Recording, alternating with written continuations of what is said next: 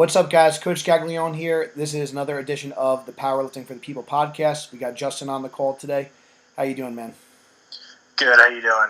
Great. It's great to have you. It's been good weather up in here in New York. I don't know if it's as good as Florida, but Probably not. It's been pretty warm here. Good. Awesome, man.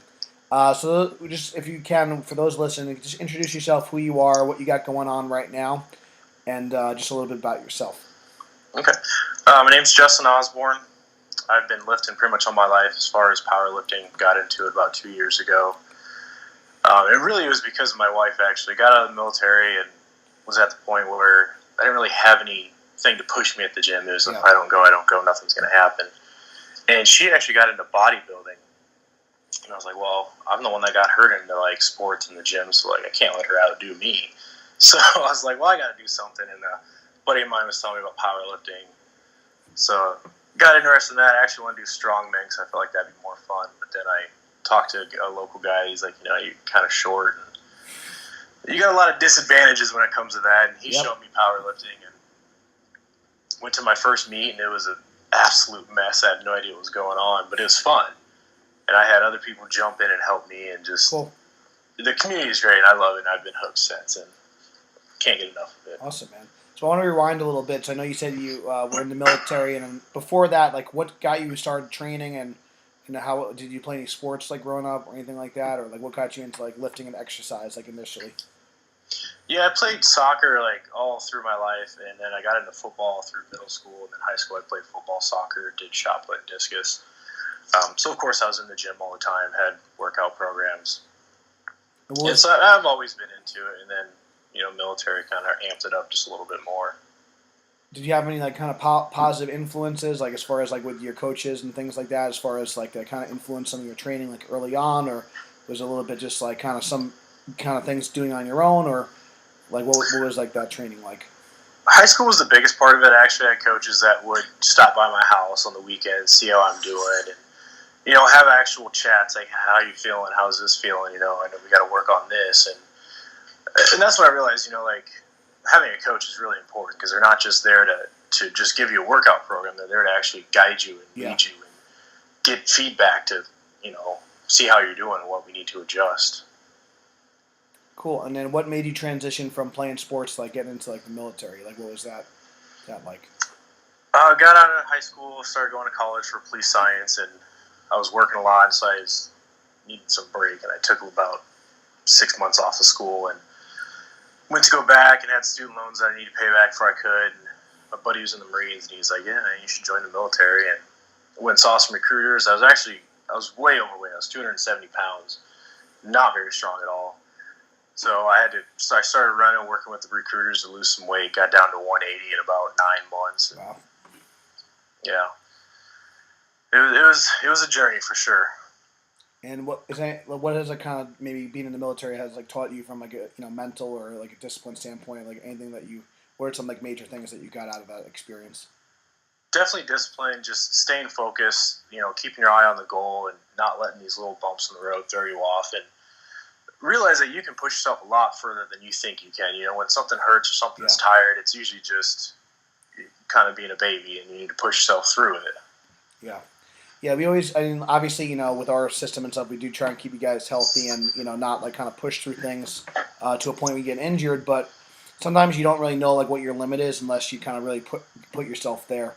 And I do think, I know like I had like a wrestling background, and that was something I learned a lot like early on too. And you don't really, sometimes I kind of wonder like how I did some of the stuff that I did, but a lot of times, like I think your mind is always going to kind of fail usually before your body. You're going to want to quit mentally before you actually are going to physically quit. So I think that's definitely a good lesson for those people listening or watching to the call today.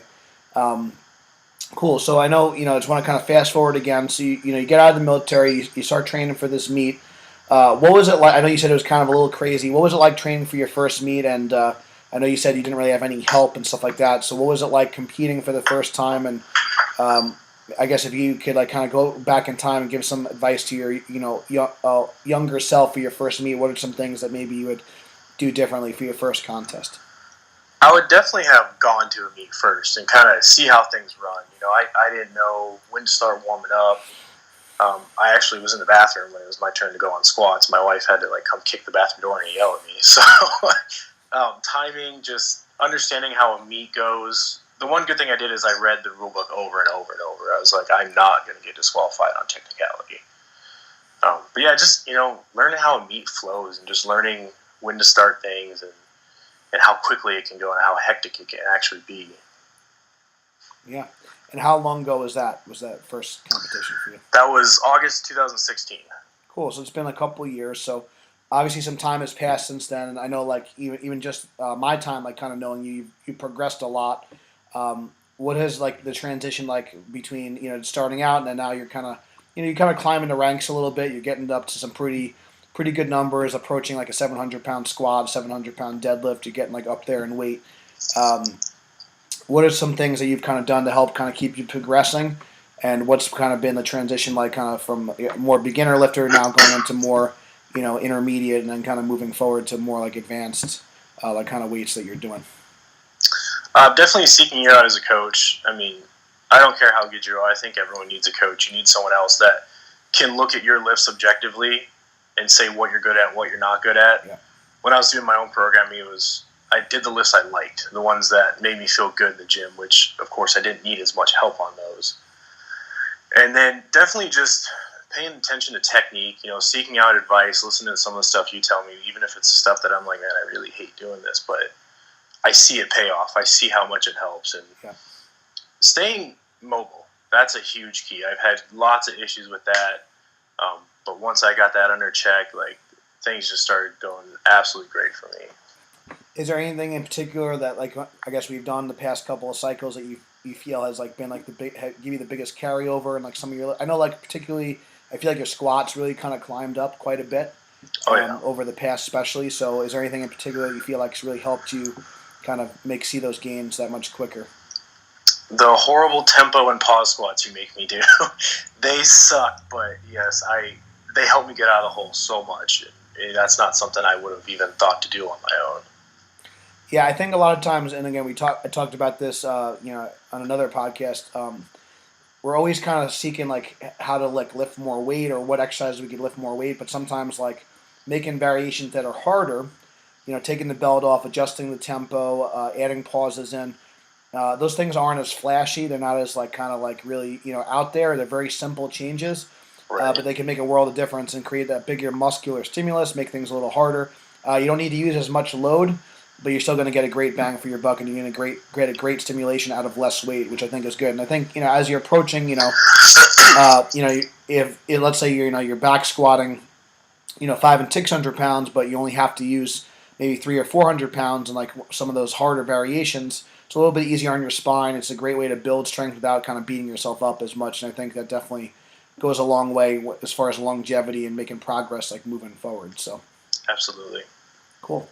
Anything else that you kind of felt maybe that's been like a little bit different that you've done? I know you talked about staying mobile. Like, what are some things that you're kind of doing to make sure that you're staying healthy and then going into the contest? Focus on stretching, not when you feel you need to, but all the time. I try to get daily stretching in. My wife really pushes me to do yoga. I don't do it that often, but I do it, and I notice it helps. Yeah. And just listen to your body. If something's hurting, take care of it now. Don't try to push through it. We talked about pushing through the pain, which is fine if it's just, oh man, this is heavy and it sucks. But I mean, we know when there's a certain pain, like your back's really tight and you feel a tweak, like, okay, something's going on here. I take a step back, take care of this now. Yeah, I think there's like definitely a difference between like being hurt and like being injured, and then like Absolutely. A lot of times like, especially sometimes like, let's say like bench press, for example, like if you're really set up properly, it's going to be uncomfortable. It may like kind of be the perception may be like it hurts or whatever. You might be a little tight in your hips or whatever the case may be. But there's a big difference between, like I said, being hurt and being actually injured, where you physically can't, like, let's say you tear a muscle or something and you physically can't do the movement.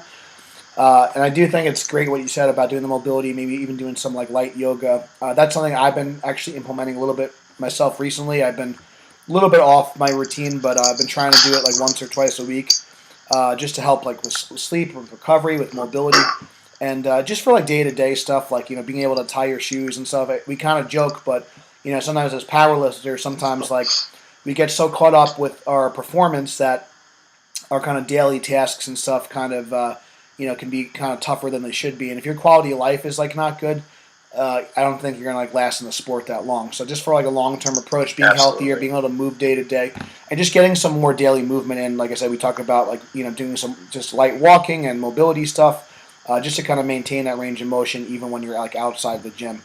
I think that's like really important. So another thing I wanted to talk about too. I know like this past training cycle, you kind of got into a little like wreck. You hurt your shoulder. Um, kind of dealt with some injuries and some adversity there. I'm not sure if there's any other situations that can kind of come to mind, but when you're kind of dealing with something, I know like that was like pretty close to the contest. How did you kind of overcome that mentally? What are some things that you did to help kind of keep you on track to make sure that didn't kind of like really set you back too far from your goals moving forward? The important thing was, taking the time to rest. That's really hard for really anyone competing in any sport, is taking time off. You feel like you're losing so much. But in reality, that's where you're gaining things, especially if you've got an injury. Take the time to take care of that. That way, if I didn't do that, I'm sure I would have injured myself even further at the competition, and I'd probably be out even longer. My wife was a huge support. She's always the one that puts me in check when I'm feeling down about something, or I feel like things are just not coming together. She's the one that steps in and kind of gives me that tough love. It's like, you need to stop, you need to just listen to yourself, listen to your body, and take care of yourself. So, how important has that support system been? I know. We haven't interacted too much, but I do see her in like a lot of your videos and stuff, which is great. She seems really into it, and like she seems to like always be kind of like your biggest cheerleader. How important is that support system like for you, and like how does that like help you kind of move forward in your progress? It's extremely important. I mean, I don't care how great you are. Everyone has setbacks. Everyone has times where they're doubting themselves. And whenever I have those times, she steps in. She talks me up, tells me about how, looking back, how far I've come. Yeah. From my ugly, horrible 551-pound deadlift at my first meet to just barely missing 678 pounds this last month. So it's extremely important. You definitely need a huge support system. Yeah, and that was really close. That was as close as it gets.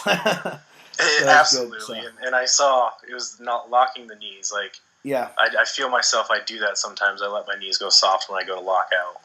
That's a hard thing sometimes, because sometimes it's when you have all that weight, it's hard to even feel like like where you are. Same thing with like a squat. Sometimes it's hard when you got all that weight on your back to even feel like how low you are.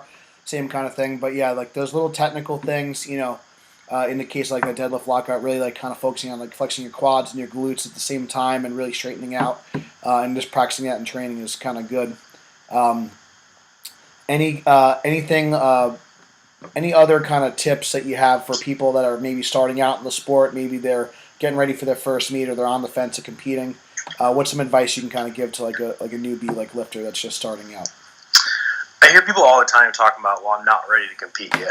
I'm not at the numbers I want. Neither was I.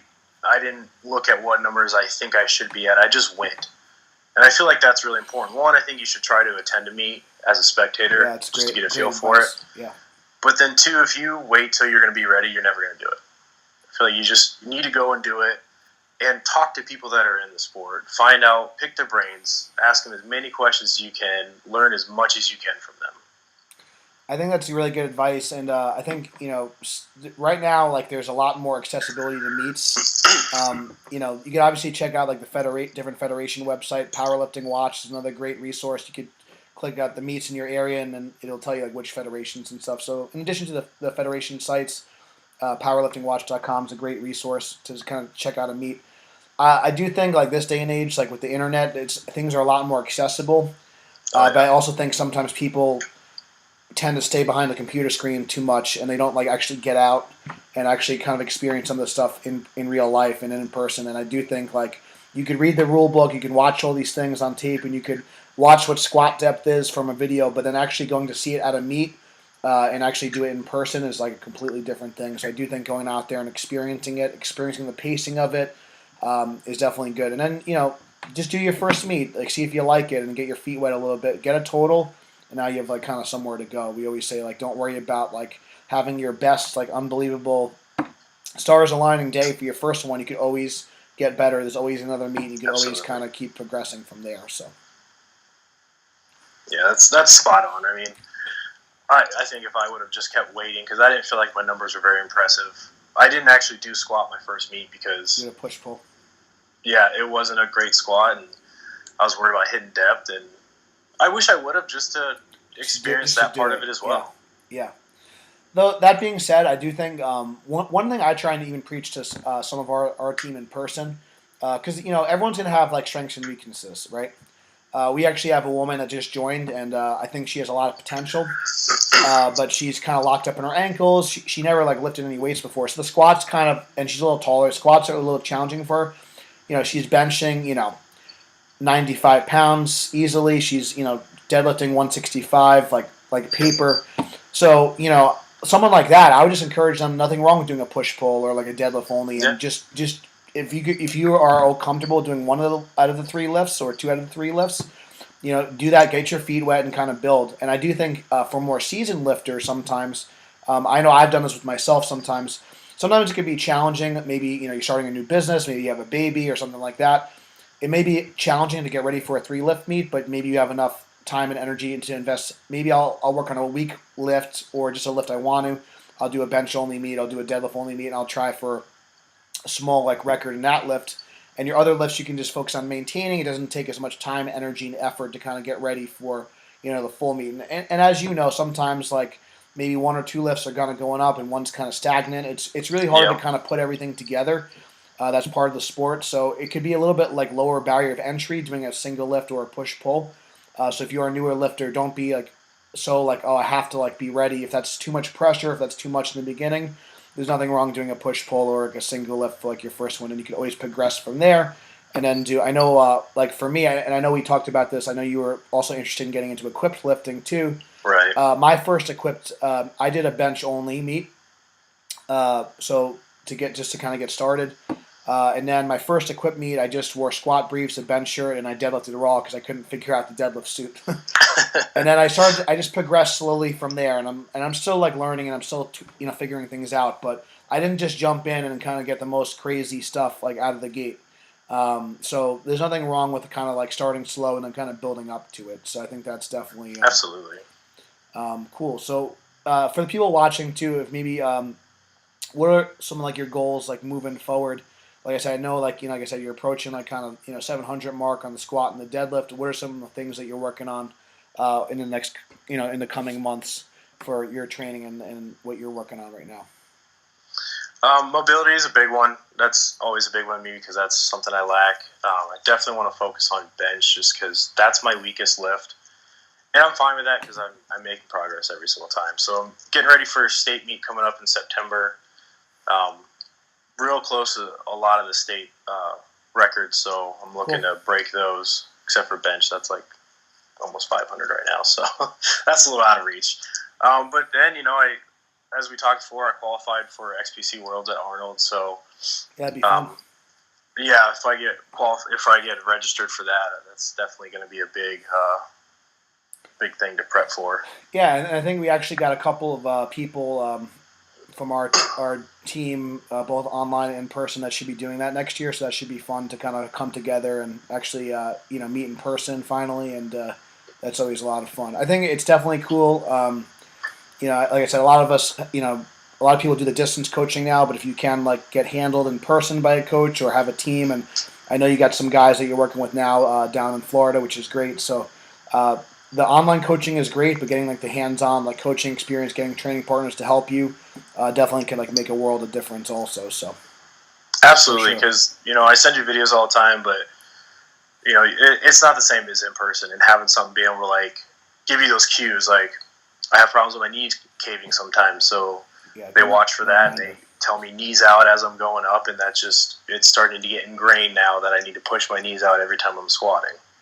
Yeah, and just like having like literally like squats, like a great analogy, like literally having people that have your back, making sure you're safe. It's gonna allow you to push that much further.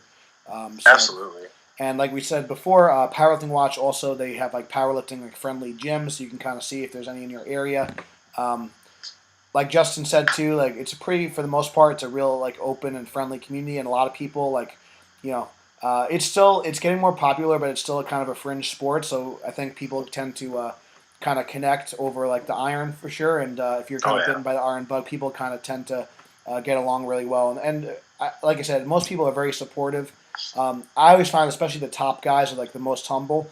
So don't be afraid to ask for help. Don't be afraid to kind of step foot in it. Sometimes it can be a little intimidating and scary when you're starting out, but a lot of times, the top guys are like the most helpful and like the most friendly, the most willing to help. So that's always good That's for advice sure. too. I had some really crappy knee wraps on my first meet. I did do squat, and I was getting ready to wrap myself up, and this guy comes over. He grabbed him and threw him, and I'm like, "What the heck?" And he threw his knee wraps on me, which were amazing. That's funny.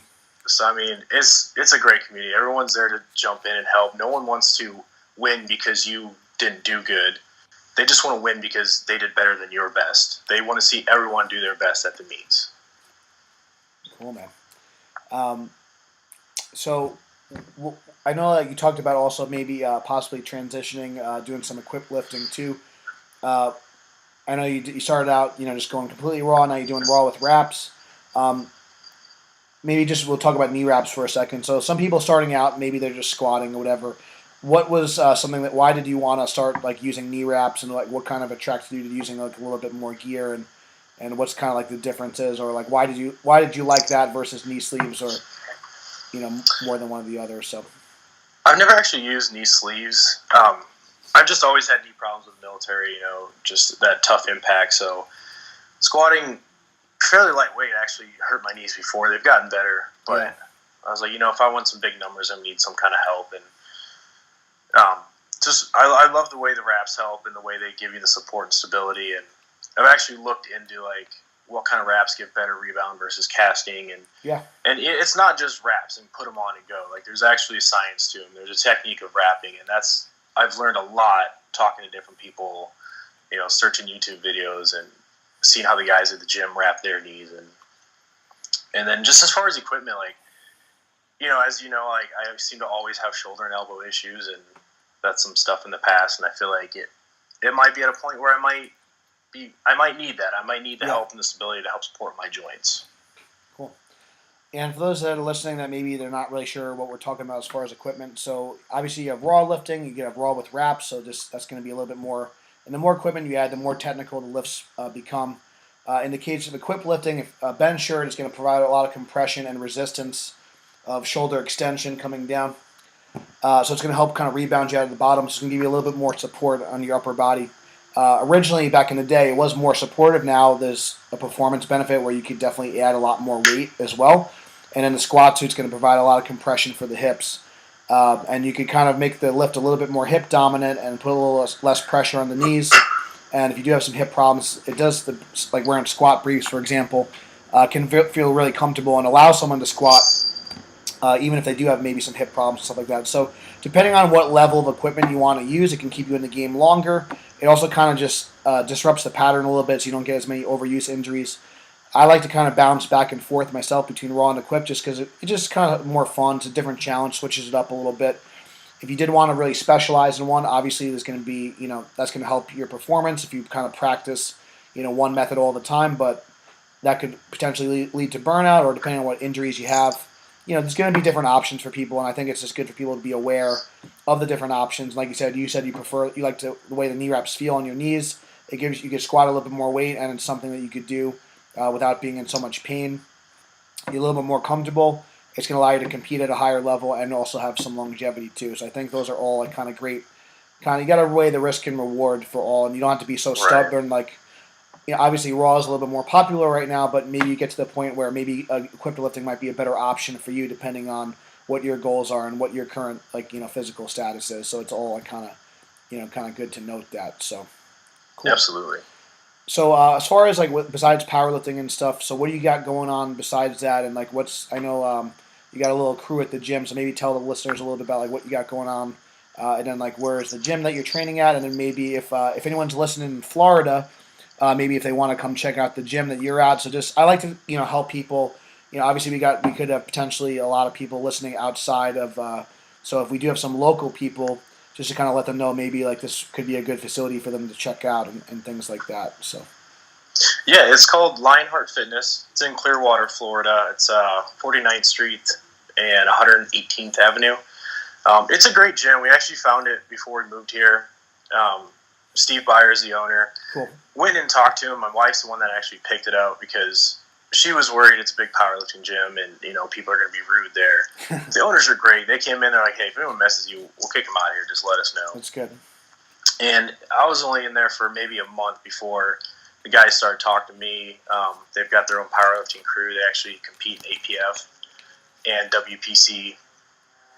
And they were just like, hey, we squat on Sundays. Come in and squat with us. We'd love to have you. And super supportive group. Like, anyone that comes in and has any questions about powerlifting, they'd love to answer them. They love to help people out. I mean, it's a great atmosphere. I love it. Cool, man. That's great. Yeah, and like I said, I think a lot of the places are like more supportive than not. But I think that's cool that they, it's tough to like, and that's one thing that I kind of struggle with too. Is like, you want to have that kind of that hardcore, intense feel, but also be welcoming and make sure people feel comfortable and just like finding that balance. But I do think that as powerlifting has grown, there are a lot more options, a lot more places to train where you can get good coaching, good intense workouts, and support from other people. So if you're definitely in the Florida area, definitely check it out. So, and if maybe people want to find more about you and just follow some of your lifting, like on Instagram, like where else can they like check out your stuff? Yeah, Instagram name is thebeast7812, and then Facebook is just facebook.com/Justin Osborn. Cool. I haven't posted a lot lately, just new job and long work hours, been busy, but I'm getting back into it, trying to post my progress, my lifts. Yeah. Let everyone know how I'm doing. Cool. And yeah, and I know, like I said, just kind of more off-season type stuff right now, and then we'll get into a little bit more of like a meet preparation type stuff kind of moving forward. And yeah, I think it'd be cool to like kind of have like a little tune-up meet in the fall, and like I said, I'm looking forward to see you on like a bigger stage. I think it'd be really fun to get you at the Arnold. That's always a fun meet. We've had a lot of lifters kind of do that in the past, and like I said, it's great having you. You've made some great progress, and we're looking forward to see your continued success. We only wish you nothing but the best. So, thank you. Absolutely, you've been a lot of great support and great coaching and leadership. So, I mean, I couldn't ask for more. Awesome, man. Well, we appreciate you coming on the call today, guys and ladies. If you're listening, if this interview helped you, please share it. Please give this podcast a 5-star review. It helps other people find us. And thank you guys so much for watching. And we'll see you next time.